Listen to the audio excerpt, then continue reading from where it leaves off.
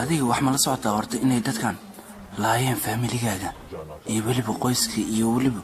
dadkii meesha ku noolaa ma ogtahay adiga in lagu raasanayana war adiga maxaad isoo wacdaa dad ogtahay in lagu raasanayo Rambo adiga waxaa tahay hal qof oo isku dayaya in uu badbaadiyo 10 qof naftooda war aniga adiga soo kuma yeerin hadda ka hor adiga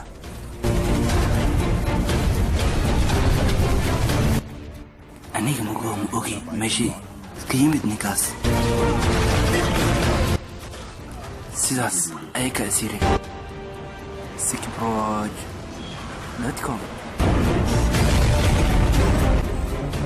fiinkan Rambo uu wada Tiger Shariif waxaad goordhow ka daawan doontaa farmproj.com waad ku mahadsantahay daawashadaada